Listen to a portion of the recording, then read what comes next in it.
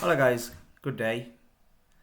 Welcome back to my channel with a new edition of TPFB assessment, which has changed this year since the introduction of the Financial Act of 2023, and therefore the exam style slightly changed, but it still will be on the AQ2022 qualification, and this is for your Diploma in Accounting course, which is the level 3 equivalent of your AAT assessments. And today we're going to look at the first practice assessment for the tax processes for the business. So here you can see the exam itself.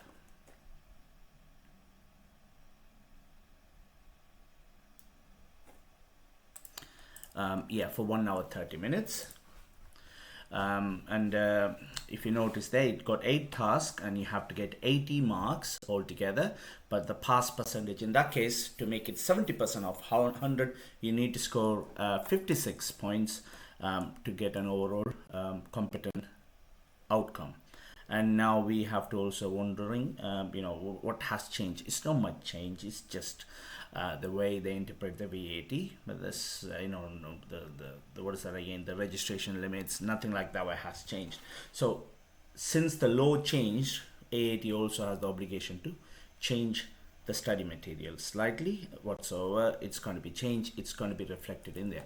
But good thing about this examination, most of the things you related to your questions, the fact based, you will be able to find out with the index. With the questions comes up there, you'll see all the indexes here with the reference material.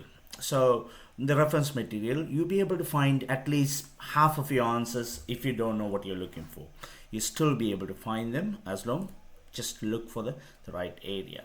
So let's start with the exam. Now it's for 1 hour 30 minutes. I'll try and endeavor trying to finish it by an hour. Let's see how it goes. First task is about this. This task is about understanding and calculating UK tax law principles relating to VAT, registration and deregistration and special schemes. This task contains part A to C, so it's going to be almost related. They're asking you, identify which one of the following statements about HMRC is correct. They're saying here HMRC is relevant tax authority for VAT only. The word only straight away contradicts that. Why? If they say if it's a relevant tax authority for VAT, that's fine. But HMRC also collect personal tax, business tax, and national insurance. So these all will be part of the HMRC, so that is not right. And then it also say here HMRC is responsible for the payment of VAT to all VAT registered business. They don't pay VAT to the businesses, they collect the VAT from the VAT registered businesses, and when it's due a refund, they will pay a refund there. But so that statement, it is not correct. But HMRC uses the VAT guide and the supplementary notice to show how they interpret the VAT law. That is absolutely right. Okay, and then HMRC regulates VAT outside the United Kingdom? No, they don't have no scope of VAT outside the United Kingdom. It's only internal. So therefore, that is also incorrect. So here, there are statements about below which with the correct type of supply. So here, these supplies are not chargeable of VAT. That means they're not in the scope of VAT. So that is most likely to be an exempted item.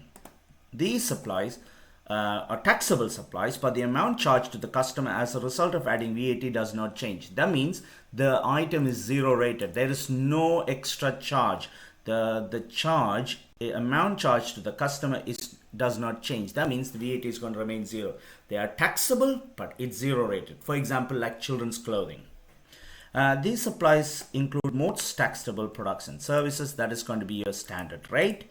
And the VAT charged on this supply is greater than nil, but lower than the usual rate. Now you know that is what you call the reduced rate, like the household utilities like energy bills. It's going to be 5%. Sometimes certain businesses pay lower rate if the government has adjusted due to the COVID. The hospitality industry had a reduced VAT rate. So there cannot be zero, but it's lower than the standard rate of 20%. So here FC Footwear Limited started to trade on 1st of January 2023, selling shoes for both adults and children's. So therefore, this is a standard rated and zero rated. But bear in mind, both of them are taxable. Okay, they're still taxable, but one of them is standard rate, another one is a zero rate. So any revenue you get from both of them will go towards calculating the revenue, a taxable revenue. So here the adult shoes are classified as standard rated and the children's shoes are classified as zero rated, which I have just mentioned. Sales for the first 6 months are shown below. They're asking you here, identify the month and date that TC Footwear will exceed the VAT registration limit. When completing the date, you must enter the year in full, like 2001. So here, let's look at the reference material. It gives you the registration and deregistration. If you notice that here on the reference, you get loads of information you can get from here. Most of the thing, you will be able to find. You can simply pass the exam as long as you know how to look for that information. So let's look at that here. Registration threshold is £85,000. So here, now let's look at the revenue here. If I'm going to start adding them, so let me get my calculator here. In my calculator, I'm just, so it's my daughter's calculator, so it's a bit colorful. So let me add all of that. For the first month, it's 225,500. It's not there. So if I add the next month, it is 45,900. Still not there. Let's add March. 31 plus 77 plus. Yeah, it is 660. Not 66,700. It's still not there. Now let's add the April. 145 plus 9,000. That is going to be 90,200. So by end of April, I would have exceeded the VAT registration limit. So if I'm going to look at it here, this one, I'm going to choose April 30th and 2023. You have to make sure you put the current year as it shows now. Okay, so then now look at the next one. TC Footwear Limited will exceed the VAT threshold using the future test method. Now let's look at the reference material again. Look at the historic test and the future test. So if it is the historic test, within 30 days of the end of the month, the threshold exceeded. First day of the second month from the threshold exceeded. So this is the correct one. Future test is before the end of 30 days, we predict, like for example, my monthly revenue is going to be greater than £85,000. I straight away have to do the future test. I need to make sure I register because I predicted that one at the start of the 30-day period. So in that 30-day period from this month is going to increase. For example, which month we are in now? We are in April. Yeah, so it has to be done from the end of the 30-day period. Before the end of the 30 period, we have to notify from the start of the 30-day period, the VAT registration will be effective from. So here, if I think it's going to be, this month I'm going to have 85,000, I need to let them know before the end of the 30-day, means 30th of April, and VAT start from the 1st of April. But it's not the case. So this scenario, the information they said to us, future method, it's wrong. It is a historic test. TC Footwear Limited must notify HMRC within 30 days of the month end that the VAT registration threshold exceeded. So yeah, I think that is that's correct. Let me just check quickly.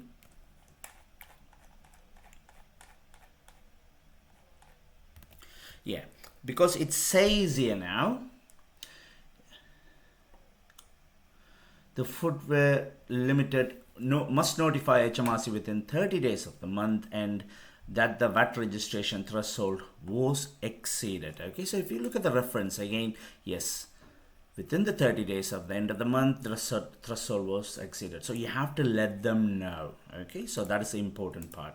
Now look at the last one. The VAT registration for TC Footwear Limited will take effect from the date of VAT registration threshold exceeded. Now, Again, if you look at the reference, the first day of the second month after the threshold exceeded. So that means if the threshold exceeded on 30th of April, it's going to be 1st of June. That is the time they will be registered from. Okay, so that is incorrect.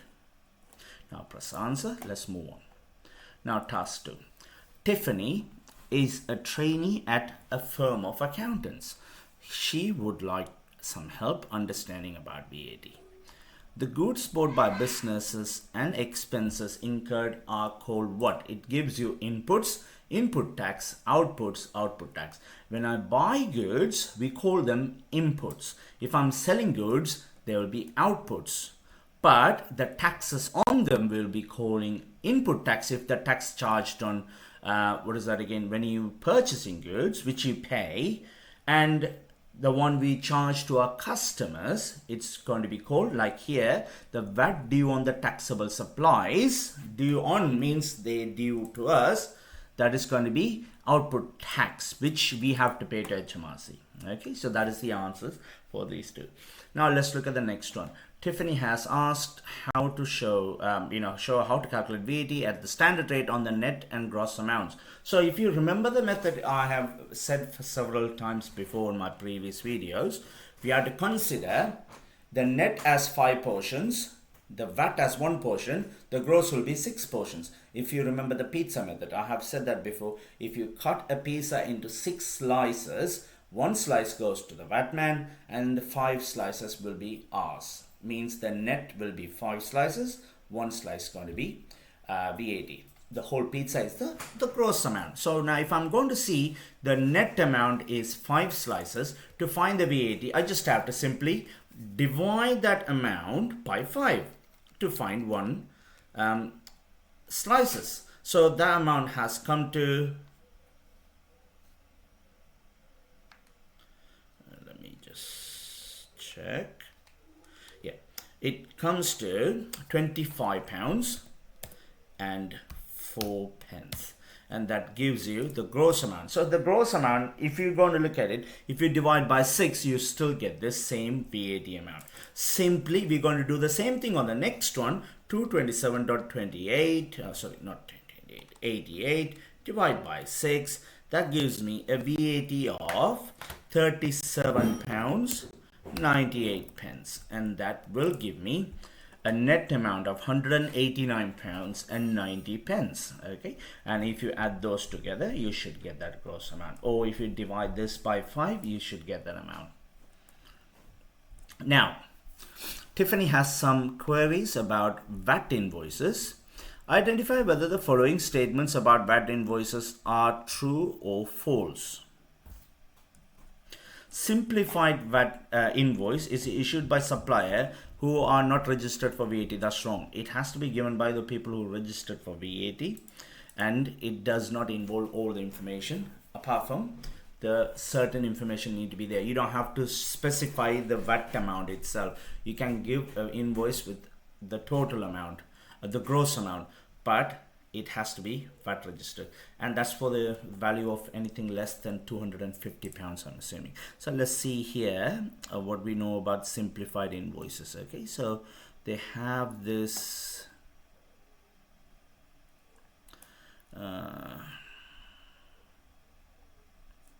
about invoices here. Give me 1 second, let me find out.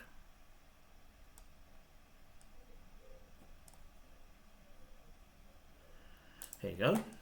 Simplified invoices are £250 or less, so less than £250. It needs to have supplier's name, address, the VAT registration number, the time of supply, description of goods supplied, for the each applicable VAT rate, total amount payable including VAT, and the VAT rate. It doesn't have to split the VAT on the invoice there, so you can just give the total amount. That's about it. Okay, it's just simple as that. The VAT invoice is not required for invoices containing exempt supplies only. Yeah, that's true. If you have exempt supplies, what is the point of a VAT invoice? If you notice the reference here, it does not show anything about what do you call a food VAT invoice. They haven't mentioned anything about exempt supply. Let me see here if they said anything about exempt supplies. No. Yeah, they have mentioned nothing about exempt supplies, but you don't need to have a VAT invoice for that one. So here, if I'm going to look at it, yeah, it doesn't have that information here. Keeping business on VAT record now. Content of course. Yeah, they only have de minimis information, but that's fine. Normally you don't have to. Okay. Next one. Tiffany is assisting with a VAT return for client Martin Shah. She has asked for your help to identify tax points. The customer of Martin placed an order for goods on 4th of May. The customer paid a deposit on 11th of May. Goods were delivered to the customer on 14th of May. Martin issued an invoice on 19th of May. The customer paid the balance on 31st of May. So now there are many dates in question here. They're asking you, first one, identify the tax point for the deposit. So the deposit, if you notice, was paid on 11th of May. So definitely the time you receive the money, that is the tax point for your deposit. But then you also have the goods delivered on 14th, the invoice was raised on 19th. There is a exemption, not exemption, the tax point. If you notice, the actual tax point may be later if you issue an invoice within 14 days of the dispatch or the service. If you got the goods within 14 days, the invoice was issued within 14 days, the invoice date will be your actual tax point. Basic tax point is the date of dispatched or carrying out service. So in that case, the goods were delivered on 14th of May, and if the invoice was produced on 31st of May, hypothetically speaking, the goods delivered day will be your basic tax point. BTP will be that. But since the invoice was issued within 14 days of the goods being delivered, the date of invoice, which is the 19th of May, will be the tax point for the balance. Okay, just have to be careful with that, the 14-day rule. You always have to remember that part. Now, next one. This task is about recovery of input tax. They're saying here, a business is partially exempt if it makes a mixture of what? If you remember, if you sell taxable and exempt supplies, there is some sort of a partial exemption, which is here. It says here, if you make a de minimis amount, that's something they don't ask you. But if you do, if you sell, the goods are either taxable and exempt supplies. It cannot be standard and zero rate. That means you fully have to be calculating it for. Reduced rate and zero rate, they're both fully accounted for. Taxable supplies and supplies outside the scope of VAT, it doesn't make sense. Only the exempt supply, there is only this answer with exempt supplies there. That is the only correct answer now. Now, next one. VAT registered business sold a van on input tax, which input tax was blocked at the time of purchase. That means they didn't claim any input tax. So they have bought the goods with the VAT attached to it, but they couldn't claim it. Okay, that was blocked that time. So that means no output taxes charged as the sale of the van is exempt. Absolutely. Because if the goods were bought without no VAT to it, because it was blocked at that time, the same thing happens when you're selling that same goods. You don't have to charge VAT because you are not be able to claim it back on your input tax. So why you have to pay on your output tax? So that way it is exempt. No output is charged on sale of vehicles, but that is wrong. You can charge output tax as long you have claimed the input tax on them. Okay, if you're not claimed, you don't have to charge. So this statement is inherently wrong. It means no input tax will be charged, but it's not true. It will be charged. Now let's look at the next one. Maybury Limited is VAT registered. It supplies one product and recovers input tax on business transactions. Every VAT period, Maybury Limited receives a VAT refund from HMRC. So therefore, identify the type of supply Maybury Limited make. Because if you noticed, if they make one product, recover input tax, and they always receive VAT refund, it can be only one thing. It's zero rated. Why? If it's exempt, they cannot claim. If it's standard rate, they will pay more. If they're making only one item and that is you know, making it zero rate, that means you're not charging customers VAT. That means you are eligible to claim the input tax on any purchases you make. So that is absolutely right if it's zero rate. Now, this is the part I'm looking forward to. This question is about how you recover tax. Okay, so for this one, I have to quickly bring a calculator on the screen, which I will be able to bring that up in a minute. Let me just add that to OBS.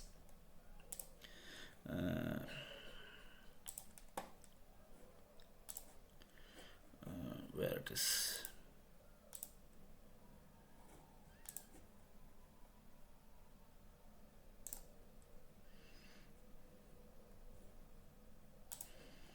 Yeah, it's supposed to be a Windows capture. Windows capture. There you go. I found it. Okay. So just bring the calculator over here. Then I'll bring the calculator back in a second. So this question now, first thing, identify whether the following input tax can be recovered is blocked or partially blocked. So you have to remember how it's going to be calculated. Calculate the amount of input tax which can be recovered for each transaction. Round down the figures to the nearest penny. If your answer is 0, enter 0.00. Remember, do not forget the decimals. So here, Eli is a sole trader who works as a taxi driver. She purchased a car for £30,000, including VAT at standard rate. The car is used for business purposes only. So remember, guys, taxi vehicles, normally car, we cannot claim the VAT back. But if it's a bespoke vehicle like a taxi, or if it's a hearse or something like that way, it can be used as a business 100%, then you'll be able to claim the input tax on that one. So here I can recover the input tax here, but the amount is going to be how much? So it's going to be £30,000 divided by 6. The VAT is £5,000. So I'm going to say 5,000.00, because do not forget we put the decimals, because they have mentioned decimals here. We need to use that on every answer. Pi Limited leases a car for its sales director. The monthly leasing cost, including VAT at standard rate, is £376.80. So if it's the lease, you can quickly check what we do with blocked expenses. If you notice that here, car, 50% of input VAT can be recovered when the cars are hired or leased. See, it's already in your reference material. You don't even have to memorize all of it. Okay, so 50% of your input tax. So here, if I'm going to notice this, the amount, I'm going to say partially blocked, but then again, the amount is going to be £376.80. Divide by 6. This is the VAT for 100%. Divide that by 2 again. I'm going to get £31.40. So £31.40 will be my recovered tax on this one. Okay, but this one, Dennis is a self-employed builder who uses a commercial vehicle for business. Dennis incurred £1,504.80, including VAT at standard rate on repairs to the vehicle, which were invoiced to his wife. Can he do that now?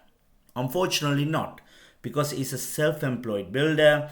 It has to be in his name. If the invoice is to his wife's name, the business, Dennis himself, cannot be claiming input tax. So therefore, it's going to be 0. Unless there's a legitimate reason he can make it as a company, yes, it's fine. But if it's self-employed, Dennis is separate to his wife in this scenario, so it will not be able to possible for him.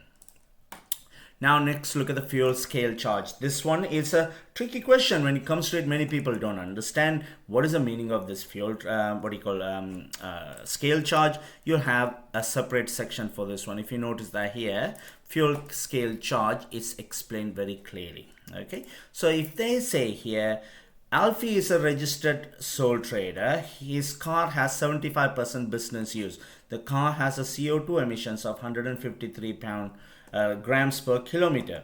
The business has paid the full fuel totaling at £720 including VAT at standard rate, and the VAT quarter ended on 31st of December 2023. Alfie reclaims all the VAT on fuel and accounts for private fuel by using appropriate fuel scale charge. But it does not matter what he uses, 75%, 50% or 100% or 5%, it does not matter when it comes to fuel scale charge. As long as you pay the scale charge according to your emissions, you will be able to reclaim all of the VAT. All the fuel must be only for business purpose. All VAT when you appropriate, pay appropriate fuel scale charge. This way, accounting for output tax on fuel on the business buys, but that is then used for private motoring. So therefore, in this scenario, if the fuel scale charge occurs, this 75% is not relevant to me. According to this is what it is. You can reclaim all the VAT as long you pay a fuel surcharge or the scale charge. If you notice, the emissions are 153 grams per kilometers. So the category it falls under is between this 150 and 155. So you choose the lowest of that.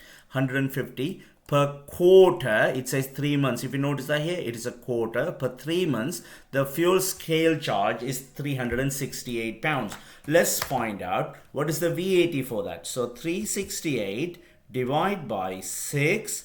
The VAT for this one is £61 and 33 pence. If they're asking you what is the fuel scale charge, no, they're asking you what is the VAT for that fuel scale charge. That is £61 and 33 pence. If you notice that here, that is the amount, and divide by 6, you have 61.33, which is the correct amount. Okay, just be careful with the fuel scale charge, guys. Do not sway by this 75%. This is irrelevant because the fuel scale charge means you can claim all the VAT back. So here, next one. Task number 4. This task is about preparing, calculating, adjusting information for VAT returns. This task contains part A to C. Detra Limited prepares a VAT return for the quarter ending on 31st of March, 30th of June, 30th of September, 31st of December. Do not use a special scheme. So that means they are the quarterly returns. So here, I know which one of the following records are not relevant for Dimitris to prepare of VAT returns. They're asking you bad debt written off on October. Yes, because if they are written off, they must be more than 6 months old, which you can claim on the next VAT return, which is claiming back on 31st of December. Absolutely. Bank records, of course you need that one because it shows you all the information of money in and out. But inventory records, why I need inventory record for VAT return? Sales invoices has the information of your VAT. Yes, of course you need that one. Inventory records, on the other hand, is not. So that is not the information I do not need. It says here not relevant. Next one. Calculate the adjustment for the made for VAT. Round down your answers to the nearest penny. Round down. Okay. There were some errors were made. They're asking here the sales invoice to a customer for 3,120. So means 3,120. Including VAT at standard rate was not posted in the accounting software. So that means I haven't paid the VAT on this invoice. So the VAT for that invoice, it's going to be 3,120 divided by 6 is £520. Let me just quickly go to my software and bring the calculator down because I don't need the calculator anymore. Okay, so you don't see that calculator now on the screen.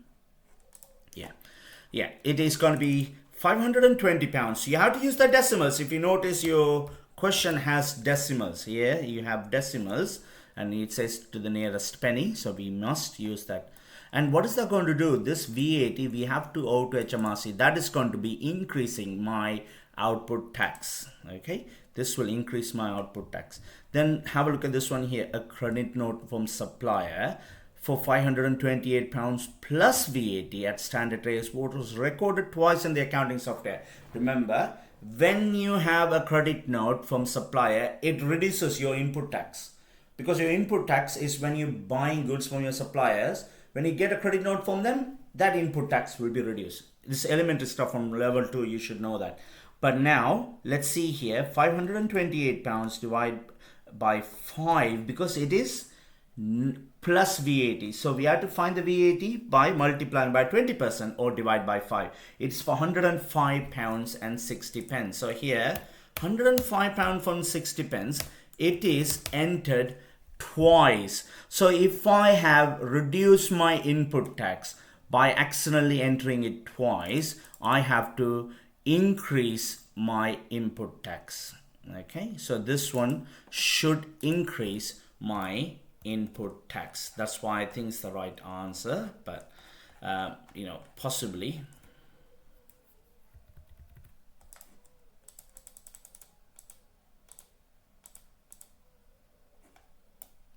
Yeah, increase my input tax. Director Limited trades internationally. Dimitri has asked you to help him understanding about postponed VAT. That's something you should learn by reading the book, but there is information about postponed VAT as well. If you notice that here,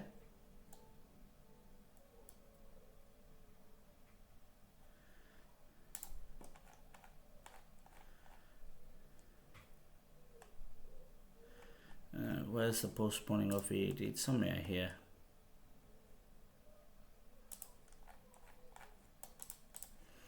No.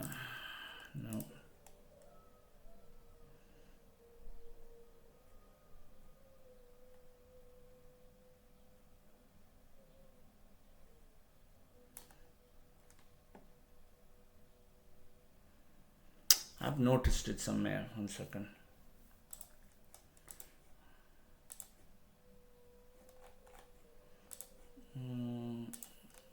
No.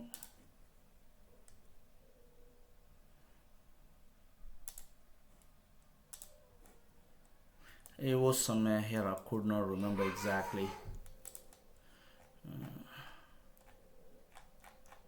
Yeah, this all errors. If you make a special accounting scheme, late submission, assessment of VAT. No, it doesn't have it here. I think it might be somewhere there. I might be able to look for it if I'm, have a little bit more time to go through it. Yeah, it should be somewhere in there. If it's not there, oh, here you go. International trade. Yeah. If you notice on the international trade, export of goods 0 rated, import of goods UK VAT applied using postponed accounting. So here postponed VAT related to imports, and select both for goods only, not for services. Okay, reverse charge apply for the services, but for the goods you can use the postponed accounting. Postponed accounting delays the payment of VAT, and that's about it. Postponing is delaying, isn't it? It's not common, too much thinking process needs to go there. You just start to interpret your reference. Next one. Task number 5. This task is about verifying VAT returns. Identify whether the following statements about transactions outside of the United Kingdoms are true or false. Box 1 of VAT return does not include exported goods as they are 0 rated. Yeah, do you reckon that is correct? Yeah, possibly, because it says there the 0 rated goods on the box 1, we don't add any VAT on them, but on box 2 though we will put that information. Box 4 of the VAT return includes the VAT reclaimed on imported goods which have been accounted for using postponed accounting. Yes, VAT can be claimed on the imported goods accounted for using the postponed accounting. Yes, that's the purpose of it. Okay, and box 6 return does not include exported goods 0 rated, because it's the total revenue he has to show on box 6, isn't it? So the box 6 is going to be inclusive of all your revenue, including exported goods. You don't say because it's not included there, but you have to show that on box 6 because it's just your revenue. All right, so that is false. Now have a look at this one here. Brilby Limited recently changed the accounting software of the VAT due to and from HMRC. No special schemes are used. The finance assistant has completed the VAT return for the quarter ended on 30th of June 2023. The accountant has asked him to complete the reconciliation of the trial balance to confirm the accuracy of the figures before return is submitted. The draft VAT return contains the following figures. So this is your output tax, your input tax, and this is your net VAT due to HMRC. This is the amount we have to pay HMRC, and this is your revenue, and this is your expenditures. Okay, but here on the trial balance, the liability of your VAT return, VAT control account, is £23,560. Following the figures have been extracted from the nominal ledger. So here they found out this is the VAT control account. They initially had a balance. They paid for this. So no balance to go forward with. This is the new output tax for that period. This is the input tax for the period. And the software, like the VAT control account has this amount as you carried forward. The trial balance include the closing trade receivable of 62,400 and the closing trade payables of £5,160, all including VAT at standard rate, all from the month of June. Okay, so during the June, this is what happened. There were no opening trade receivables or payables. So that means anything you have here, the VAT is being charged, but money may not been collected yet. Okay, so therefore something you have to think about, what is the main problem here. If you notice that here there are special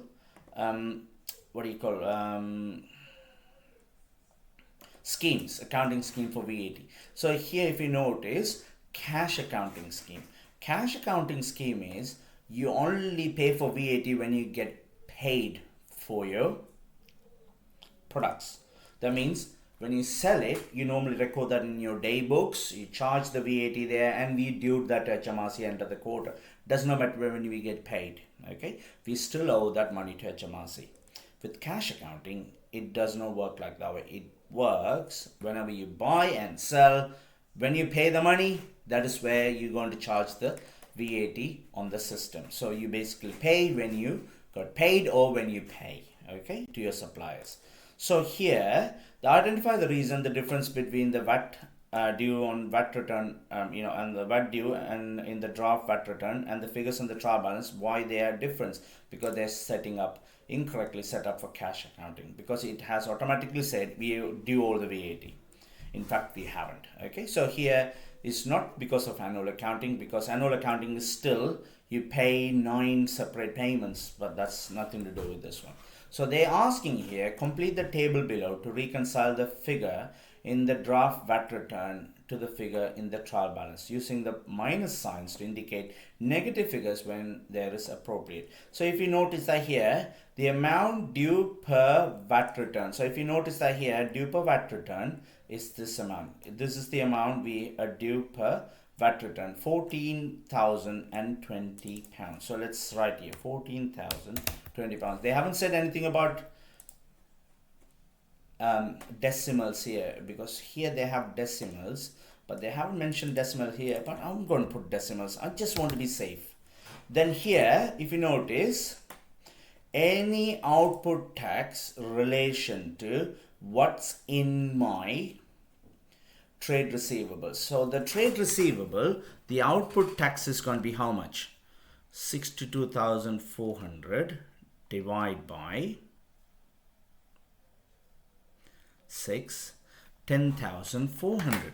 So this 10,400 needs to be added on your VAT return, because that is how they got to the VAT control account, because according to this, the output VAT on age receivable 10,400 needs to be added on.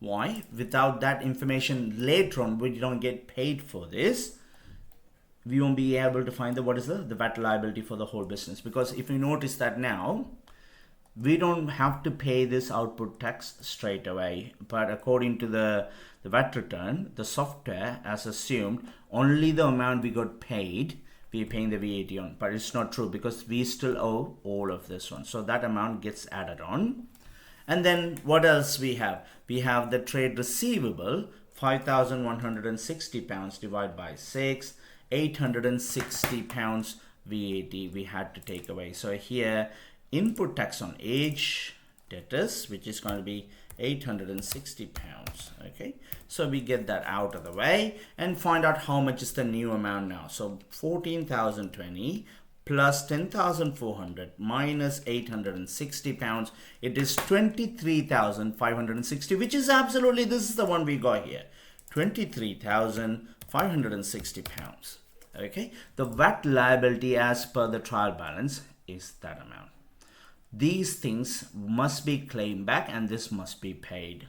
That is the amount it should be. Okay, it is not cash accounting because we are not have a special accounting scheme in place at the moment. Okay, so this one is for 6 marks. So just be careful with this kind of questions. You have to be very careful with how we approach this. Then they're asking you, identify the 2 correct options that the finance assistants should take. Correct the VAT return for the next quarter? No, I can do that straight away. Submit the VAT return without any changes? No, you shouldn't do that. Carry out the correction to make the changes to the accounting software and submit return. Okay, you are an account assistant or finance assistant. Am I eligible to do that? I don't know. We may have a proper answer later on. Let's have a look at this one. Carry out the correction to make the changes to the accounting software, which I can do. Ask the accountant to confirm the changes before submitted. Okay, that is something I have to make sure. I cannot do that myself. I need to ask the accountant. So these are the 2 correct options, actions you should take. Report the correction to HMRC. No, it's not submitted yet. Okay, this is a draft VAT return. So why I have to go to HMRC with it? Makes no sense. Now let's look at task 6. This task is about VAT rules on VAT, so record keeping, filing, payment and repayment, including non-compliance implications. Okay, so this is the legal part. Okay, it's boring. I'm just joking, guys. This is one of the most important things. HMRC only considers the VAT return to be late if it's received by HMRC more than 3 working days after the due date. No, it's wrong. The word only suggests that. HMRC has the power to issue an estimated assessment if the business failed to submit a VAT return. Absolutely. If they think you haven't done one, they can give you an estimated assessment.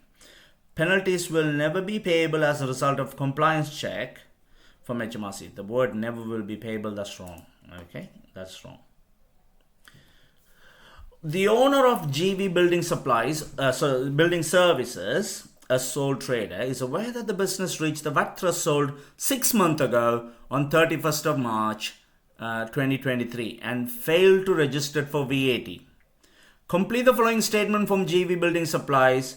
They will face a penalty from HMRC for a maximum of what percentage of the potential lost what?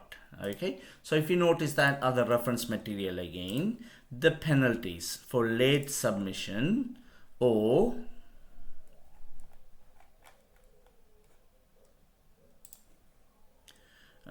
where's that again? It's not late penalty.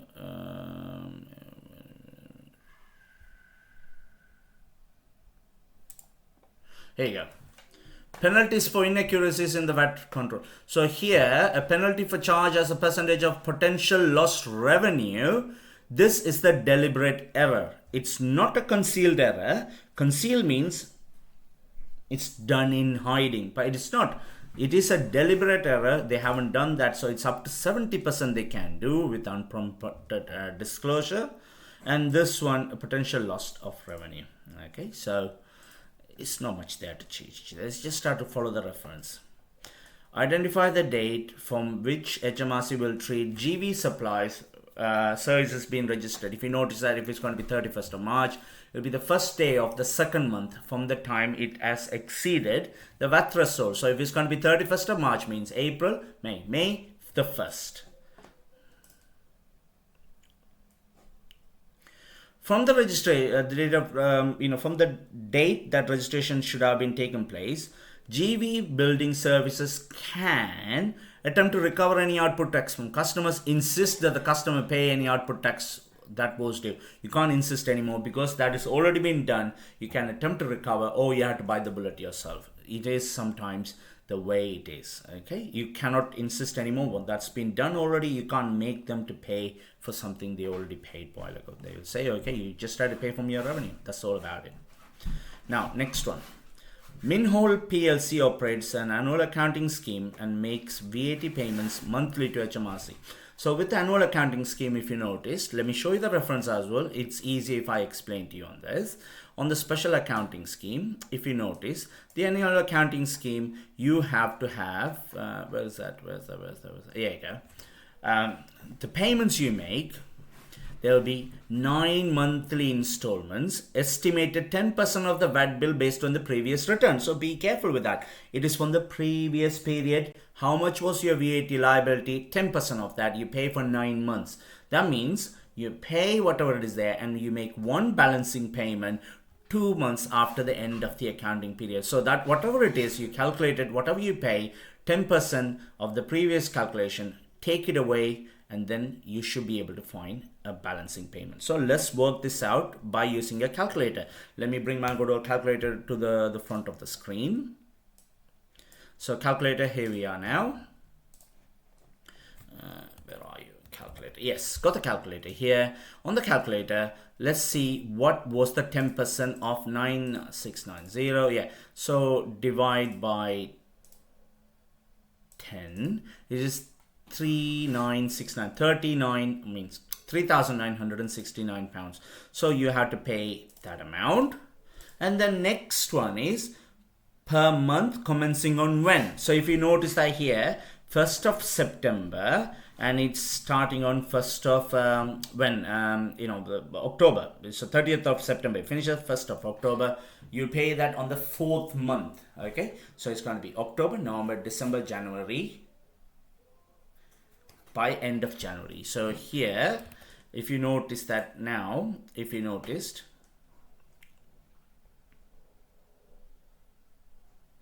nine interim payments. So here, the option we have 31st of January. Okay, that is when you start paying your first bill. And then the final payment of how much you had to pay by when. That will be the 2 months after your the period ends. So now here we'll find out how much is the amount. So if it's 30th of September, it's going to be October and November. So the 30th of November is the last day you should pay that by. But let's work out how much it should be. So if you have done this amount already for 9 months, the total you paid so far was £35,721. 35,720 pounds. The whole VAT liability for the year is 40,770. So I'm going to take away 40,770. That leaves you with 5,049 pounds, which will be the settling final payment. Okay, so you just have to be careful with these questions. It's very important you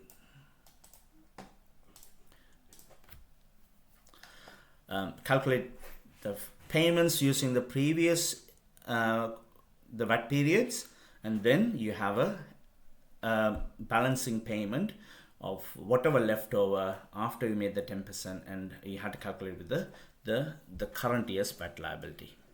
Okay, and yeah, that's the end of task now. So let's answer it and move on. So you got 2 more questions to do. Shouldn't take too long. So here they're asking about full payment submissions or employment payment summary. So there are FPS and EPS they're talking about. Let's look at that here. What is the EPS and FPS again? So if you look, notice that here, payroll deadline.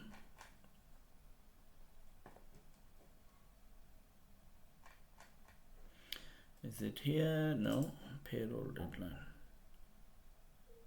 Okay, not that one. There you go, type of submissions. So here we noticed full payment submissions file on before employees payday, include payments to and deduction to all your employees. EPS is going to be filed if no employees were paid in the month, sent by the 19th of following month. So here a claim for employment allowance done by EPS. It's not there, but it is done by EPS.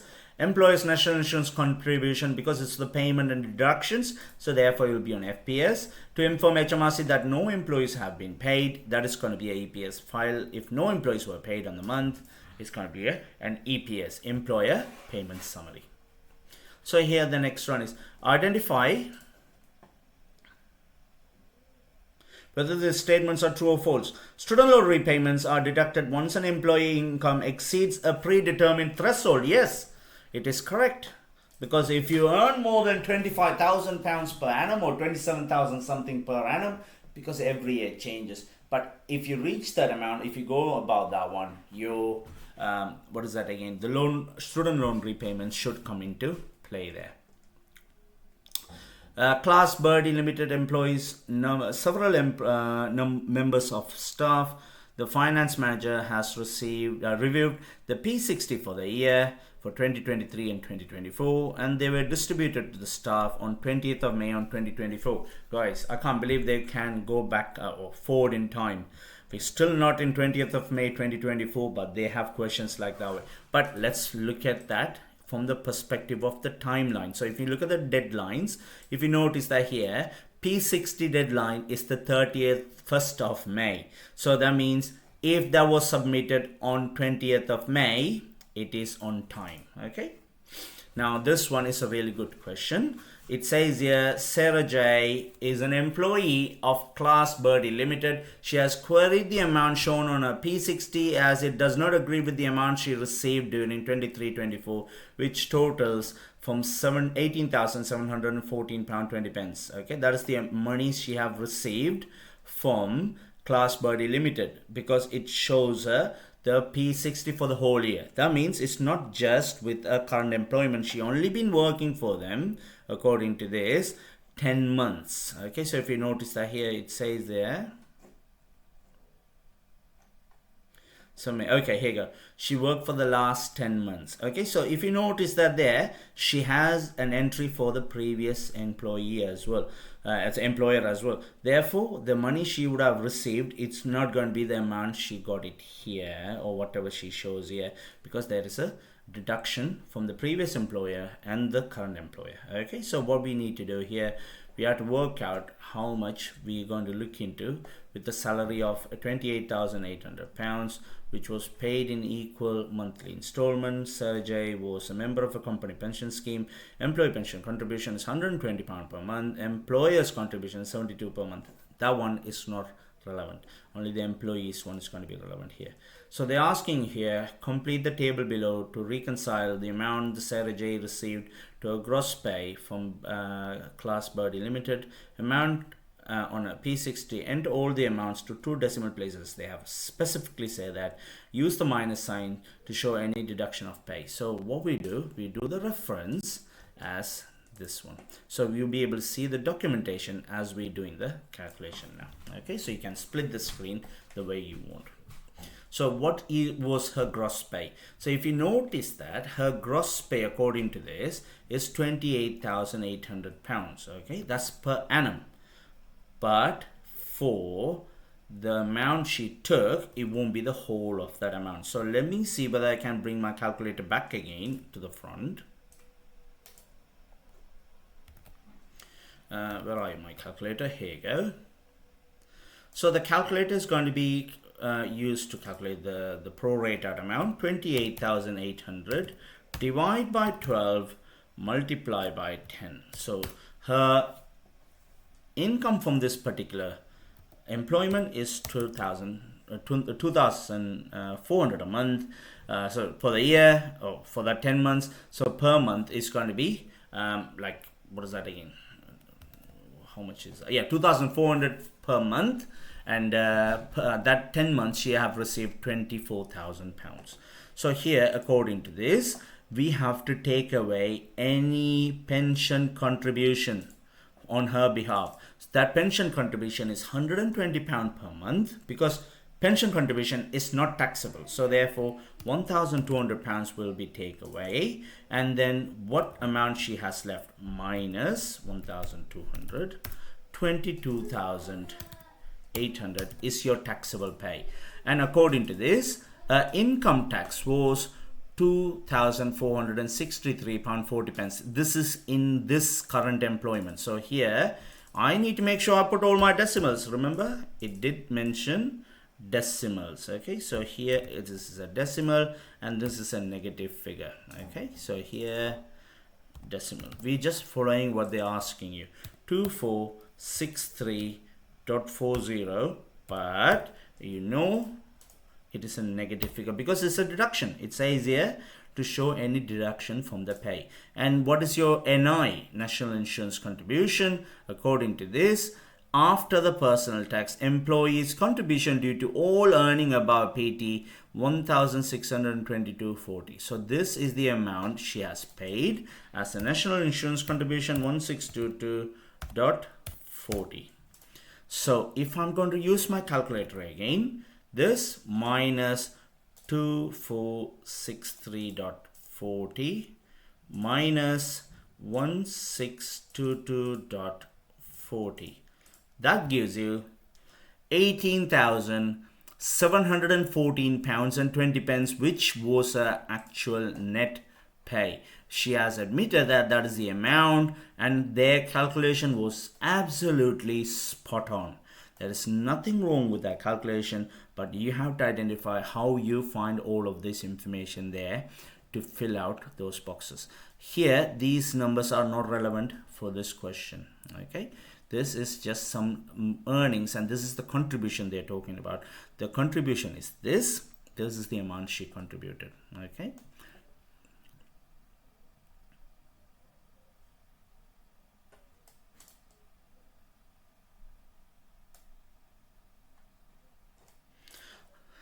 Let's go to the last one.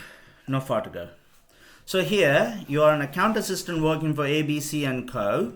An accounting practice. Your responsibilities include preparations of payroll for Puddles Cat Care Limited. Ooh, lovely. You have the following information about the business. The supervisor of the care staff approves all hours worked by the care staff. All payments are prepared by the business owner, who is responsible for the day-to-day running of the business. The year-end financial statements are prepared by your manager. Okay, so there are three different stuff you have to worry about. Then you have prepared the wages report. You have found the wages, tax, national insurance contribution from both employee and employer, and the employment allowance, because this one is something you can claim back. Okay, by employing somebody, you have some allowance you can claim back for the business. The report has been approved by your manager. The payment to HMRC are made quarterly electronically. So here they're telling you who you're sending the email to, because if you notice that who runs the day-to-day business is the owner, business owner you're sending the email to. Now let's bring, if you need, we bring the reference here, but at the moment I'm pretty sure we can do without it, but let's see. Please find the payroll report for Puddles Cat Care for the quarter ended on 31st of March 2024. You have previously approved all the monthly salary payments for the quarter, which were paid on 21st of each month. All full payment submitted to HMRC on time by when? So if you want to look at it here, you have payroll deadlines. All your FPS has to be submitted by 1. Okay, month end date for payee is the 5th of that month. Okay, so it is going to be 5th. The amount to do to HMRC for the quarter is how much? Okay, so here they ask you the amount due to HMRC for the quarter is, and this amount must be paid to HMRC by when. Okay, so if you notice that here, if you pay electronically, it has to be paid by 22nd. They have said that here it is done electronically. So here it is electronically. So here if it's going to be 22nd of April. Okay, it must be paid to HMRC by 25th of April. And this year is going to be 2024. But we need to find out how much is the amount. So let's go back here. Look at that breakdown. The amount due to HMRC is what? So it's going to be all these three minus the allowance. Okay, so this one, I had to use my calculator again. I don't know whether you can see the calculator or not. Yes, it looks like you can see it.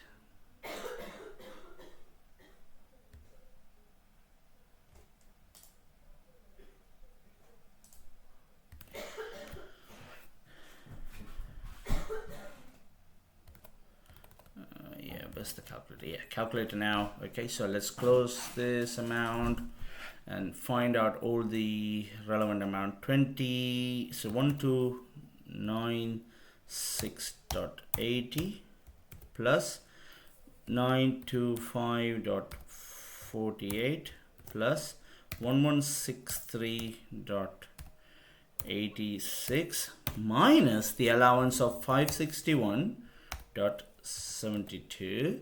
That gives you amount of 282442. Okay, 2824.42. This is the amount you due to pay to HMRC by the end of that period.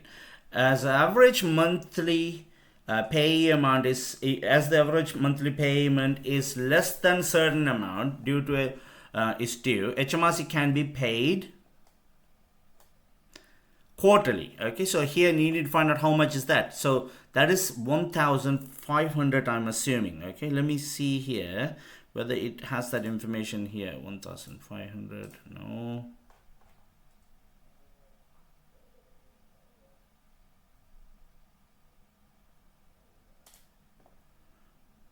Here you go. If the monthly amounts are less than 1,500, that's what they're asking you. 1,500 to HMRC, they can be paid quarterly.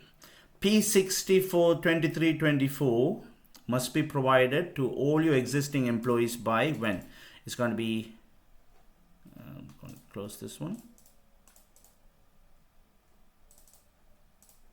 31st of May 2024. And that's all it is there, because we had to fill in all those boxes. All of those information I found from here. Okay. And then here the national living wage and national minimum wage rates are increasing in April 2024.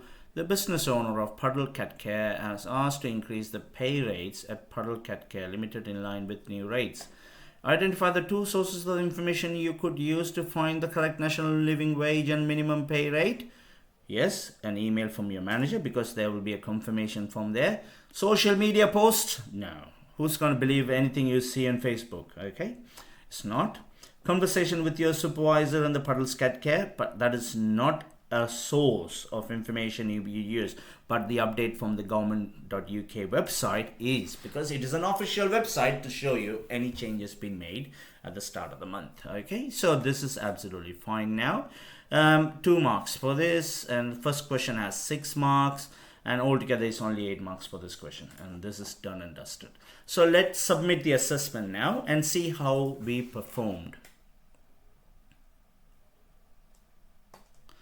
It looks like, yeah, I think I made a mistake on the last question. There was a box there, I didn't fill it out. I'm pretty sure I didn't. May have missed out on that part. I can go back there and check it, but it's not relevant anymore. If you noticed, that part is simply to show you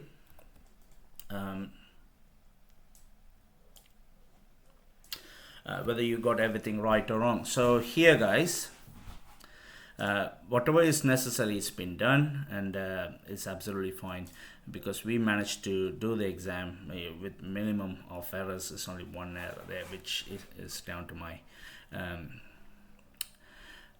what we call again carelessness, put it that way. It can happen to anyone's exam as well. Maybe a drop down box you missed out, or you put no decimals. It could be any of those errors, but that's absolutely fine. Also remember, guys, this exam you can get a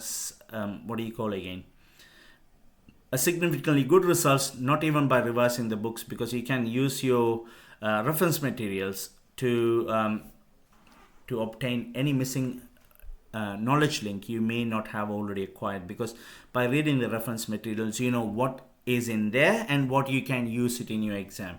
Most of the time it's there. It's just about you look for it, and it's very important.